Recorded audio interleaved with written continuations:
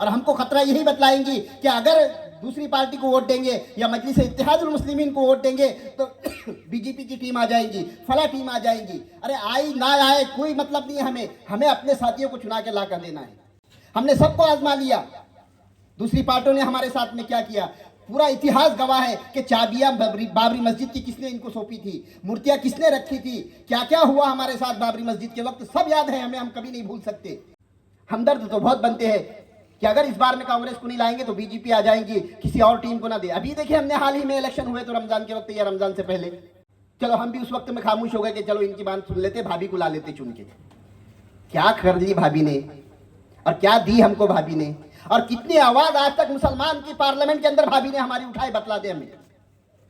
वो तो चंद्रपुरिया अभी फला एक सभा के अंदर 1 महीना हो रहा होगा तकरीबन, एतराज कर ली कि भाई ये तो हट, इनको आगे नहीं बढ़ने देना है। साफ अल्फाज में भाभी ने कहा कि इनको तो आगे नहीं बढ़ना है। तो किसके पीछे जा रहे हैं? बिस्मिल्लाहिर्रहमानिर्रहीम। मन ज़ल्लज़ी युक़रिज़ुल्लाह क़र्ज़न हसना इला आखिरिल आया। मुअज़्ज़ज़ सामईन इकराम और स्टेज पर जलवा अफरोज़ मजलिस इत्तेहादुल मुस्लिमीन के ज़िला सदर जनाब अमान अहमद साहब और हमारे महल्ले के इमाम हाफिज़ याकूब साहब और मुफ्ती साहब और भगत साहब और सारे मेहमान जो यहाँ बैठे हैं, मैं इन तमाम का तहे दिल से शुक्रिया अदा करता हूँ कि अपने कीमती वक्त में से इन हज़रात ने हमें वक्त दिया और यहाँ मजलिस इत्तेहादुल मुस्लिमीन को समझाने के लिए पहुँचे हैं। वैसे तो हम जानते हैं कि ये पार्टी जो है तारीफ़ की मुस्तहिक नहीं है, तारीफ़ करने की ज़रूरत नहीं है। हम तमाम के सामने उस एक बंदे खुदा के काम ही काफ़ी है तारुफ़ के लिए, जिसको हम बैरिस्टर असदुद्दीन ओवैसी कहते हैं। उनकी पार्टी का तारुफ़ कराना ज़रूरी नहीं है, लेकिन फिर भी चंद अल्फाज कह रहा हूँ। आज तो माशाअल्लाह ये वक्त आ गया है कि हमारी घर की बहनें, बच्चियाँ तक पूछ रही है कि इम्तियाज़ जलील साहब, ये मजलिस इत्तेहादुल मुस्लिमीन वाले हैं ना जिन्होंने इतनी बड़ी रैली निकाली, पूरे हिंदुस्तान के तारीख़ में आज जो हुजूर पाक सल्लल्लाहु अलैहि वसल्लम के नारे के ऊपर तमाम मुसलमानों को जो आवाज़ लगाई थी सिर्फ महाराष्ट्र से, तो इन आशिक रसूल ने बतला दिया कि हाँ हम जिंदा कौम हैं, अभी तक हम मरे नहीं हैं। बहुत साल गुजर चुके थे कि ये सोई हुई कौम बन गई थी, सिर्फ 1 शेर या 2 शेर दहाड़ रहे थे पूरे हिंदुस्तान के अंदर, जिनको हम बैरिस्टर असदुद्दीन ओवैसी और इम्तियाज़ जलील के नाम से जानते थे। लेकिन इत्तेफाक ऐसा हुआ कि इम्तियाज़ जलील भी उस ओहदे से नीचे आ गए। ये हमारी कमज़ोरी है, आपस की ना इत्तेफाकी की कमज़ोरी। हम बढ़ जाते हैं, हमारा इस्तेमाल होता है सिर्फ, और नारे लगाए जाते हैं कि ये पार्टी को वोट देंगे तो उसका फ़ायदा हो जाएगा, वो आ जाएंगी, ये आ जाएंगी, फला फला के इल्ज़ामात सिर्फ मुसलमानों पे रखे जाते हैं और पूरा ठेका मुसलमानों को ही दिया जाता है कि सेकुलर तुम बने रहो। कहीं भी आप देख लो, कितने ही मीडिया वाले हैं या सांसद हो या कहीं की भी पार्लियामेंट हो या कुछ भी हो, सिर्फ मुसलमानों से ही क्यों सवाल होता है देशभक्ति का? कभी मोहन भागवत से पूछे किसी ने कि पहले तुम्हारे लिए राष्ट्र है कि हिंदुत्व है? क्यों नहीं पूछा जाता इन लोगों से? मुसलमानों से ही और असद साहब से ही क्यों पूछा जाता कि पहले आपके लिए देश है कि संविधान है? ये बात को हमको समझने ही नहीं दे रहे लोग। आज वो शेर पूरे मुल्क के अंदर दहाड़ रहा है, अपने सुकून को, अपने आराम को कुर्बान करके पूरे मुल्क में दौड़ रहा है और हम उसको ही शक की नजर से देखते हैं। बी टीम है, सी टीम है, ए टीम है, कौन सी टीम है ये? अरे ये वही टीम है जो हर बिल के ऊपर में खड़े होकर बोलता है कि ये मुसलमानों का हक है, इसके खिलाफ अगर तुम कुछ भी कार्रवाई करोगे तो मैं सीना ठोक के तुम्हारे सामने दीवार बन जाऊंगा। कोई मामूली इंसान नहीं है मेरे दोस्तों। आज मुझे हुक्म दिया गया है सदर साहब और हमारी कमेटी के जानिब से कि ये वक्फ बिल जो आया है इसके बारे में मुसलमानों को समझाना जरूरी है कि क्यों असद साहब इसकी मुखालिफत कर रहे हैं, ये हुकूमत हमसे क्या चाह रही है, ये बिल लाकर हमसे क्या छीनना चाह रही है, इसके बारे में बतलाया जाए। तो मेरे दोस्तों बुजुर्गों, मैंने इससे पहले भी जुमा के बयानात में बहुत मर्तबा बतलाया हूं और कुरान की तिलावत भी अभी तिलावत की है कि अल्लाह रब्बुल इज्जत ने जो हमें ये दीन दिया है ये मुकम्मल है। इसमें हर चीज को अल्लाह रब्बुल इज्जत ने नबी पाक सल्लल्लाहु अलैहि वसल्लम के जरिए से समझा कर गए, लेकिन वो सुस्ती और वो काहिली की वजह से हम भूल चुके हैं। आज वक्त आ गया है कि हमारा हक हमको मांग कर लेना होगा और उस बैरिस्टर असदुद्दीन ओवैसी के साथ खड़े होना होगा और लब्बैक कह के बतलाना होगा कि हाँ, हमारी हक तलफी जहां भी होगी तो हम इस शेर खुदा के साथ में साथ खड़े हुए। बतलाना पड़ेगा, जरूरत है इस वक्त की। वरना मेरे दोस्तों बुजुर्गों, अभी जो वक्फ के बारे में जो बिल पास हुआ और ये करना चाह रही है, वो तो साफ ऐलान कर रहे हैं कि हम करके रहेंगे। देखे होंगे, हमने सुने होंगे, बहुत फास्ट जमाना है आज का इंटरनेट का। अमित शाह हमसे तो ये मांगा जा रहा है ज्वाइंट कमेटी के जरिए से कि भाई बिल के मुखालिफत या फेवर में है आप बतलाओ, लेकिन अमित शाह उधर से ऐलान कर रहे हैं गृह मंत्री होके कि हम तो बिल को लाएंगे। ये बिल बन ही क्यों रहे हैं हमारे खिलाफ में, क्यों बनाए जा रहे हैं, हम क्यों नहीं समझ रहे इस बात को। जब तक कि मेरे दोस्तों बुजुर्गों, आज में से अक्सर में हमारे को ये पता नहीं है कि ये वक्फ चीज होती क्या है। मेरे दोस्तों अजीजों बुजुर्गों, ये वक्फ जो चीज है ये हमारी प्राइवेट प्रॉपर्टी है। आज हमारे में से मुसलमान भाइयों को भी ये बात पता नहीं है। हम ये समझते हैं कि ये हुकूमत ने हमको हदिया या तोहफा दी हुई है, ऐसा बहुत सारों के जहनों में है। वक्फ बिल जो लाया गया है ये मुसलमानों की प्राइवेट प्रॉपर्टी है जिसको हड़प हुकूमत करना चाह रही है। और ये अभी की चीज नहीं है, ये आज 10 साल 20 साल 100 साल की चीज नहीं है। ये तो मेरे नबी जनाब रसूलुल्लाह सल्लल्लाहु अलैहि वसल्लम के जमाने से चलती आ रही है। यहां मुफ्ती साहब भी बैठे हुए हैं। सबसे पहली चीज अल्लाह के रसूल सल्लल्लाहु अलैहि वसल्लम ने मस्जिद कुबा की जमीन अपनी तरफ से वक्फ की थी खरीद कर, और वहां मस्जिद बनाई गई थी। ये वक्फ वो चीज है। अल्लाह खुद ऐलान फरमाते हैं, मंज़ल्लज़ी युक़रिज़ुल्लाह क़र्ज़न हसना, कौन शख्स है जो अल्लाह को कर्ज दे। अल्लाह खुद कुरान में फरमाते हैं कि कौन है जो अल्लाह को कर्ज दे। हमारी क्या हैसियत, हम क्या अल्लाह को कर्जा देते। लेकिन मेरे दोस्तों बुजुर्गों, ये कर्ज देने का मतलब ये होता है कि इंसानियत की फलाह व बहबूदियत के लिए ये अपने माल को खर्च करे ताकि आखिरत के अंदर अल्लाह उसको दोहरा कर डबल करके हमें आता फरमाए। तो सबसे पहली वक्फ ज़मीन जो हुज़ूर सल्लल्लाहु अलैहि वसल्लम ने, जनाब मोहम्मद रसूलुल्लाह सल्लल्लाहु अलैहि वसल्लम ने सबसे पहले वक्फ की, तो वो मस्जिद कुबा के लिए जगह खरीद कर की थी। उसके बाद उहद के मौके पर, खैबर के मौके पर अल्लाह के रसूल सल्लल्लाहु अलैहि वसल्लम ने बहुत सारी ज़मीनें, एक मौके पर अल्लाह के रसूल सल्लल्लाहु अलैहि वसल्लम को यहूदी ने 6 बागात हत्या किया और कहा कि मोहम्मद रसूलुल्लाह सल्लल्लाहु अलैहि वसल्लम ईमान नहीं लाया, हालांकि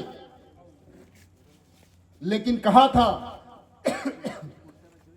कि मेरे इंतकाल के बाद ये चीजें जनाब रसूलुल्लाह सल्लल्लाहु अलैहि वसल्लम जहां तसर्रुफ करना चाहे अपने हिसाब से कर सकते हैं।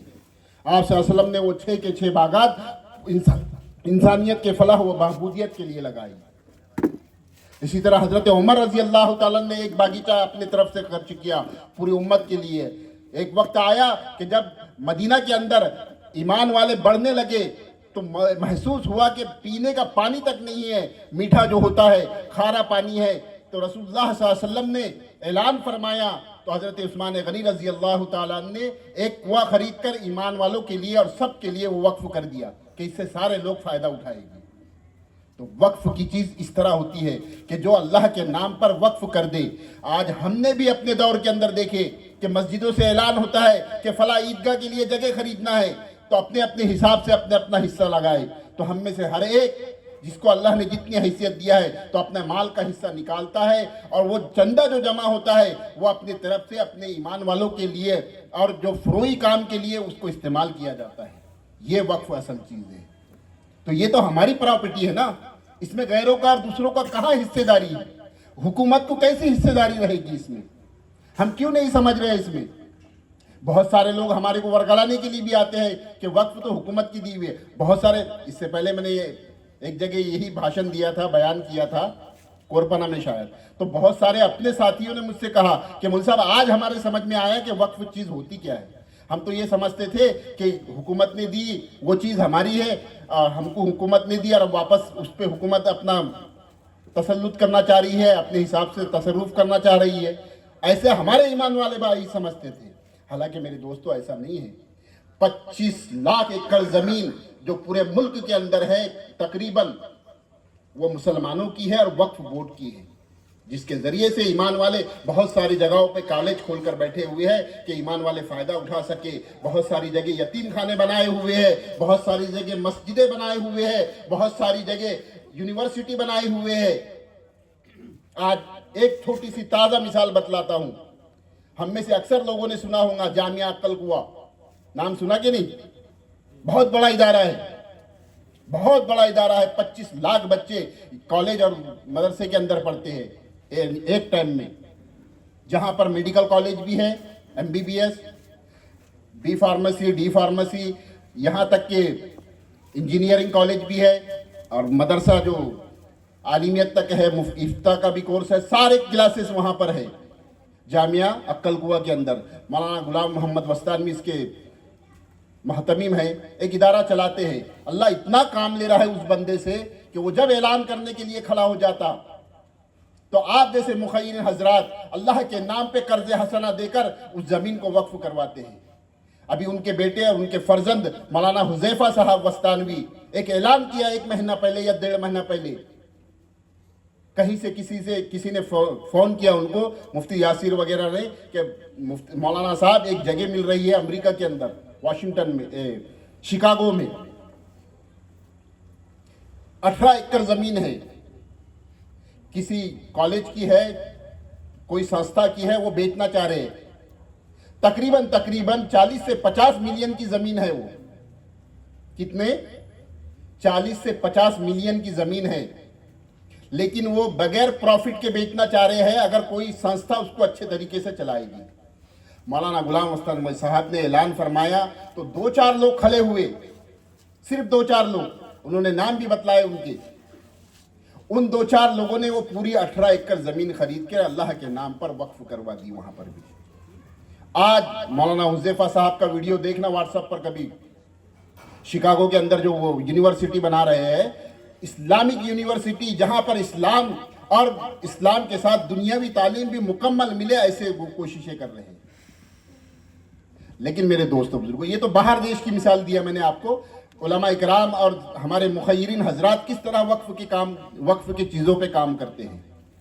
आज हमारे शहर के अंदर भी कितनी सारी ज़मीनें हैं जो वक्फ की हुई है, लेकिन ये हुकूमत हमसे हड़प करके चाहती है कि उनका तसर्रुफ हो, वो अपने तरीके से तसर्रुफ करे, वो अपना कल्चर लाए।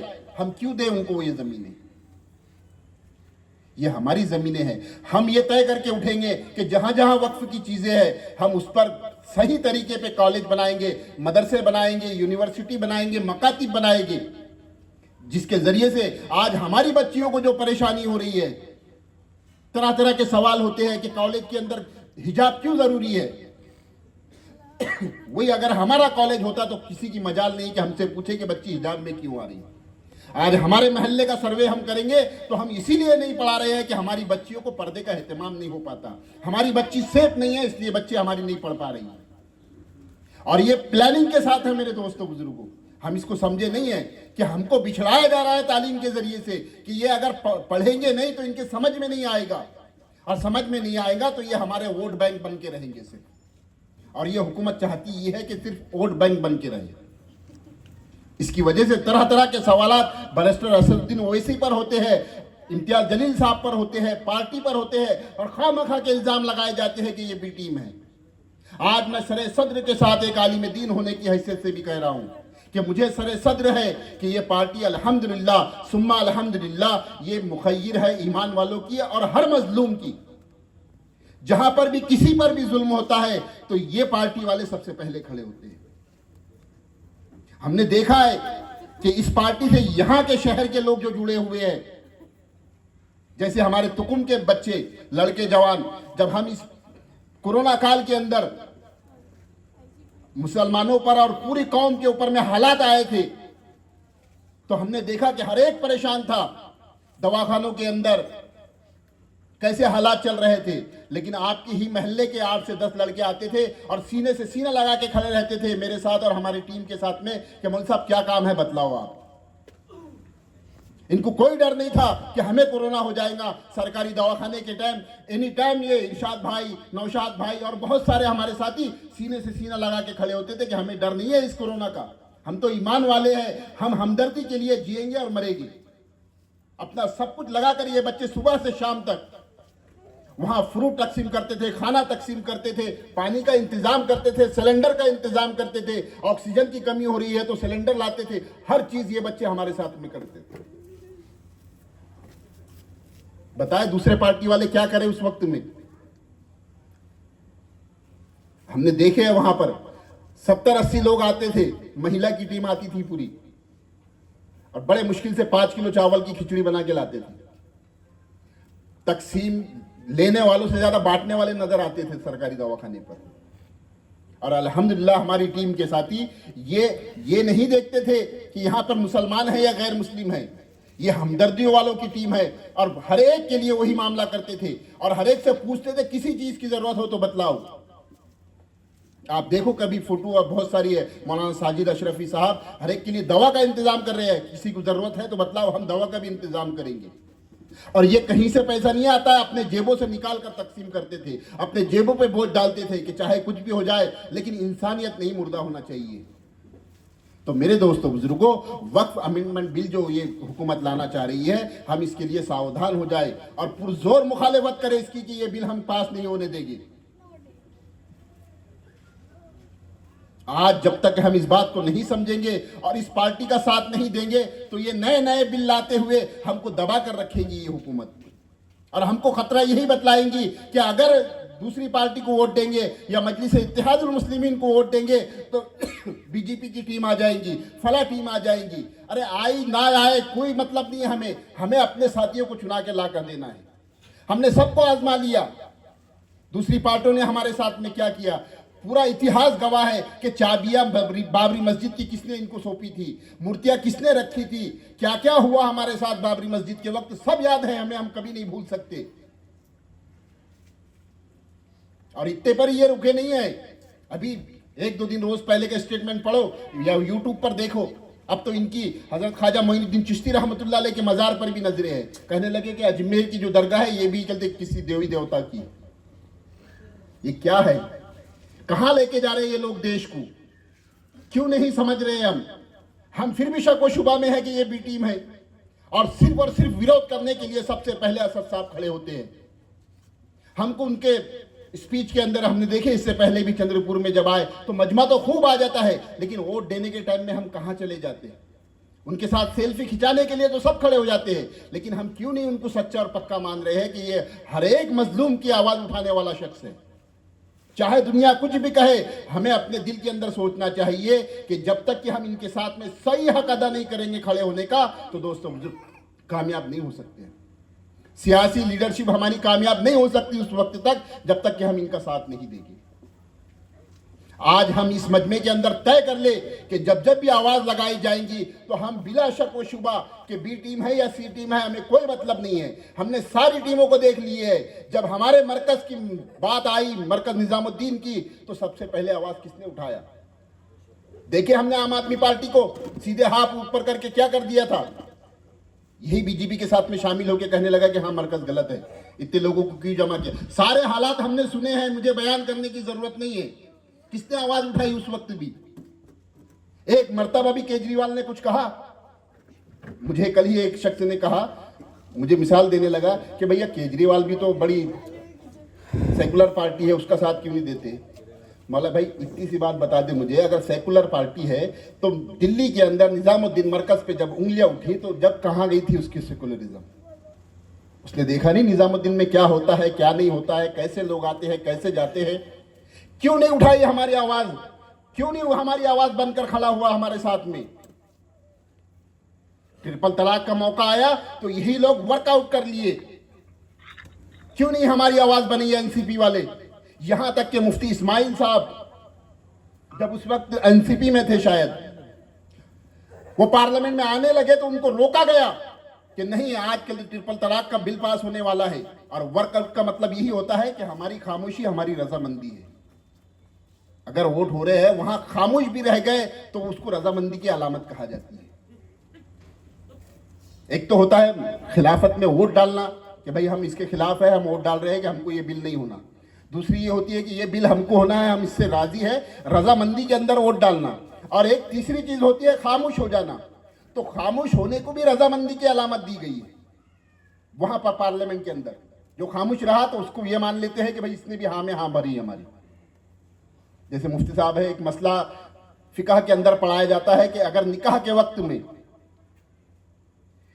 पहली मर्तबा निकाह हो रहा है और बच्ची से इजाजत लेने गए तो उसने खामोशी भी रही तो उसकी रजामंदी की अलामत मानी जाती है। ये फिकाह का मसला है, हमारा अंदरूनी मसला है, ज्यादा दिल पे ना ले। और वही अगर तलाकशुदा बच्ची है या बेवा है तो उसको सही अल्फाज में कहना जरूरी होता है।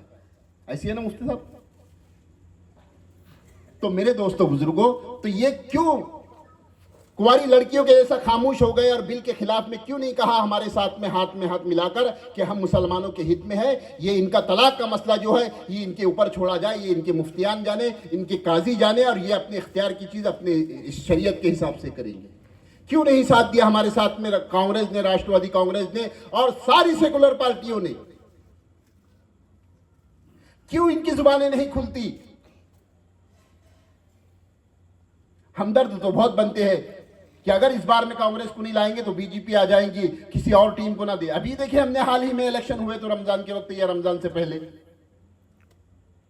चलो हम भी उस वक्त में खामोश हो गए कि चलो इनकी बात सुन लेते, भाभी को ला लेते चुन के। क्या कर ली भाभी ने और क्या दी हमको भाभी ने, और कितनी आवाज आज तक मुसलमान की पार्लियामेंट के अंदर भाभी ने हमारी उठाए, बतला दे हमें। वो तो चंद्रपुरिया अभी फला एक सभा के अंदर 1 महीना हो रहा हूँ तकरीबन, एतराज कर ली कि भाई ये तो हट, इनको आगे नहीं बढ़ने देना है। साफ अल्फाज में भाभी ने कहा कि इनको तो आगे नहीं बढ़ना है। तो किसके पीछे जा रहे हैं?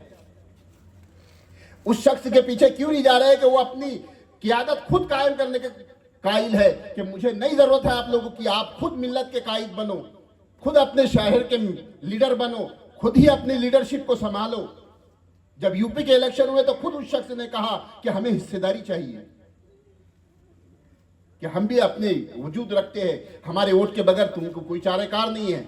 लेकिन हमारे वोट लेने के बाद में हमारा क्या है इस मुल्क में? क्या सिर्फ हम वोट बैंक है? वोट के लिए ही पैदा हुए कि हम दूसरों को वोट दें? क्या हम वोट लेने के हकदार नहीं है? कि ये जो मजमा बैठा हुआ है या पूरा तुकुम तलाव, इसमें कोई लीडर नहीं है ऐसा कि जो इस महल्ले की क़ियादत कर सके? कब तक हम दूसरों को चुन के लाएंगे? और कब हम अपने सिया सुन्नी और ये मसलों के अंदर अटके रहेंगे? कब तक हम ये कहते रहेंगे कि फला बला बरेलवी मसलक का है, हम उसको वोट नहीं देंगे, फला तबलीगी जमात से हम उसको वोट नहीं देंगे? क्यों हम हमारी सियासत को एक जगह नहीं ला रहे? हमारे इख्तलाफात अपनी जगहों पर है और जोर के साथ में हम इख्तलाफात करते रहेंगे आखिर तक, वो मस्जिदों के और घरों तक के रखेंगे हम। लेकिन सियासी लीडर चुनने के लिए मेरे दोस्तों इत्तेहाद बहुत जरूरी है हमें।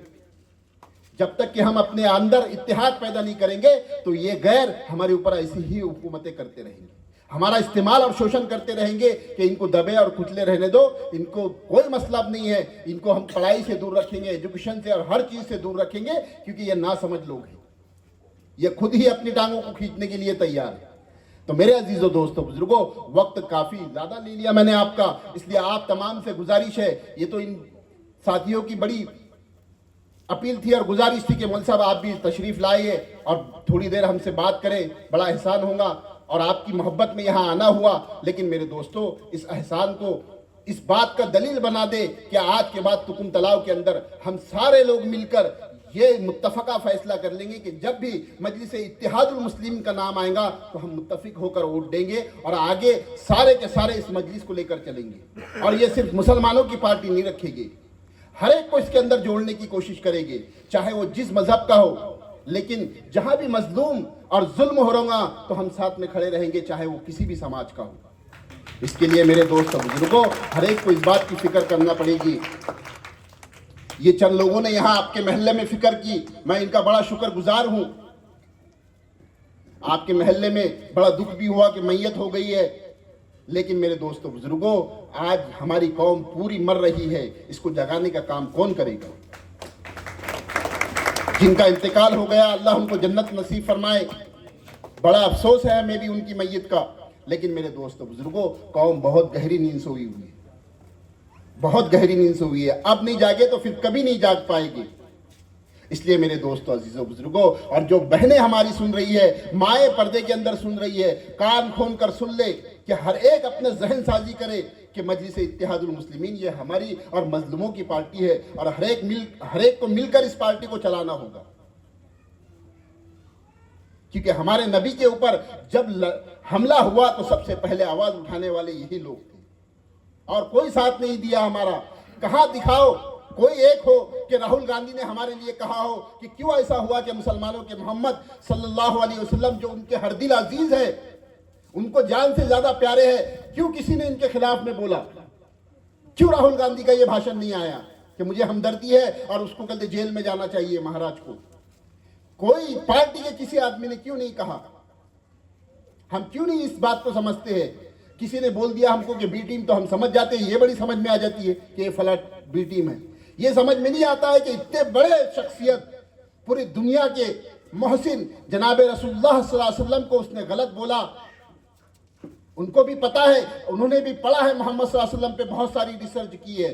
फिर भी ये पार्टियां के लोग वोट मांगने के टाइम में तो हमारे पास आ जाते हैं, लेकिन हमारे ऊपर हमले होते हैं तो ये क्यों नहीं हमारे साथ खड़े होते? इतनी दूर मत जाओ, यहां हमारे शहर में कौन कौन हमारे साथ शामिल हुआ? जिन भाभी को, जिन भैया को, जिनको हमने हमेशा चुन के लाए, जिनकी कुर्सियां सीधी की, जिनके लिए हमने चटाइयां बिछाई, क्यों हमारे साथ में खड़े नहीं होते ये लोग? मेरे दोस्तों बुजुर्गों, ये सोचने और समझने का वक्त है और सही दिशा में इस मुल्क को बचाने का मौका है हमारे हाथ में। जब तक कि हम अपना सही रुख नहीं बदलेंगे और हम क़यादत को नहीं संभालेंगे तो मेरे दोस्तों बुजुर्गों, इस मुल्क का बेड़ा पार नहीं हो सकता। सही मानों के अंदर ये मुसलमान ही संभाल सकते हैं। हमारे पास तो बहुत सारी मिसालें हैं, कितनी मिसालें पेश करूं, वक्त की बहुत कमी है। एक मिसाल दे दूं छोटी सी, उमर बिन अब्दुल अजीज रहमतुल्लाह अलैह, पूरी हुकूमत अपने हाथ में है, परेशान हाल है। ईद का मौका आने पर परेशान हो गए, बच्चों का और बीवी का तकाजा हो रहा कि ईद आ गई है, कपड़े पहनने को नहीं है। हजरत उमर बिन अब्दुल अजीज परेशान होकर गवर्नर के पास गए, वहां के काजी के पास गए, जिनके पास जो खजांची थे, और कहने लगे कि यार 2-4 दिन के बाद ईद आ रही है, मेरे घर में पहनने को नए कपड़े नहीं है बच्चों को, बच्चे पेवन वाले कपड़े पहन रहे हैं। काश कि ऐसा हो जाता कि तुम मुझे थोड़ा सा कर्ज दे देते ताकि मैं अपने बच्चों के लिए कपड़े खरीद कर ला लूं। कर्ज दे दो थोड़ा थोड़ा, रफ्ता रफ्ता, जैसे आज हमारे बच्चे ना आईफोन लेते इंस्टॉलमेंट पर। किताबें नहीं खरीदेंगे इंस्टॉलमेंट पर, लेकिन 1.5 लाख 2 लाख रुपए का आईफोन चाहिए। और उस आईफोन में ये कभी नहीं पढ़ेंगे कि हमारी तारीख क्या है, लेकिन उनको टिकटॉक से मतलब है। उसके ऊपर 2-2 बजे रात तक के मोबाइल के अंदर रहेंगे, लेकिन फजर का कोई नामो निशान नहीं उनके पास। फिर हम कैसे संवर पाएंगे, कैसे उभर पाएंगे, कैसे मुत्तहिद हो पाएंगे? हमको सिर्फ जज्बात में आना आता है कि थोड़ी देर के लिए रोड पे निकल गए, जज्बा लगा लिए, नारे लगा लिए, इससे हम कामयाब हो जाएंगे? तो मेरे दोस्तों बुजुर्गों, जब उस खजांची के पास उमर बिन अब्दुल अजीज रहमतुल्लाह अलैह गए और कहने लगे कि थोड़ा कर्जा दे दो, वो खजांची भी बड़ा अल्लाह वाला था। जब अच्छा आदमी गवर्नर होता है तो उसका खजांची भी वैसे ही होता है ना, हाकिम जैसा होगा उसकी रियाया भी वैसी होती है ना। कहने लगे कि ठीक है, आपके हाथ में पूरे खजाने हैं, मैं तो आपका क्या नौकर आदमी हूँ। अगर आपको कर्जा ही चाहिए तो ये पूरा लेके जाइए, आपका है, आपकी सिग्नेचर रहेंगी, मैं पूरा खजाना आपको दे दूंगा। लेकिन एक बात मुझे साथ में लिख कर दे दीजिए कि आप कितने दिन जिंदा रहेंगे। महीना 2 महीने के लिए कर्जा ले रहे हैं, आप इस पेपर के ऊपर में लिख कर दो गारंटी कि आप 4 दिन जिंदा रहने वाले हो, मैं आपको दे दूंगा कर्जा। उमर बिन अब्दुल अजीज रोने लगे, कहने लगे कि नहीं, मेरे तो 1 सेकंड जिंदगी का भरोसा नहीं है, कब मौत का फरिश्ता आ जाए। उमर इब्न खत्ताब रजी अल्लाह ताला मस्जिद नबवी के सहन के अंदर पत्थर के ऊपर लेटे हुए,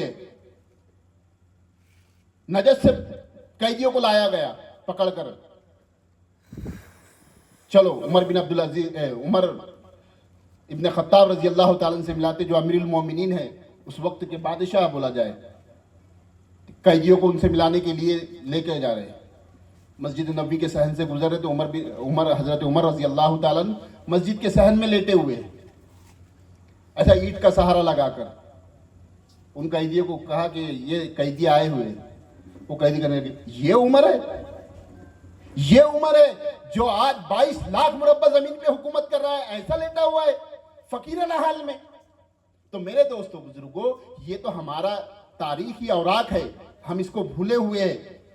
आज इस मुल्क को इसी सियासत और इसी क़ियादत की जरूरत है कि आज मुझे पक्का यकीन है कि अगर ईमान वाला सही सियासत के अंदर उतरेगा तो उसको अपनी बड़ी बिल्डिंग बनाने की फिक्र नहीं होगी, उसको अपना महल तैयार करने की फिक्र नहीं होगी, उसको हमदर्दी आएंगी गरीबों के लिए, मजलूमों के लिए। वो हर एक वक्त खड़ा रहेगा कि चाहे कुछ भी हो जाए, मेरे शहर के अंदर, मेरे मुल्क के अंदर, मेरे महल्ले के अंदर कोई भी ऐसा रोता हुआ ना रहे। तो इसलिए मेरे दोस्तों बुजुर्गों, मैं आपसे गुजारिश करूंगा कि मजलिस इत्तेहादुल मुस्लिमीन का हिस्सा बने और हमारे साथ में शरीक होकर, दोस्तों बुजुर्गों, जब तक कि आप साथ नहीं देंगे तो हम उस वक्त तक कामयाब नहीं हो सकते। मैं अपने चंद अल्फाज को ख़त्म कर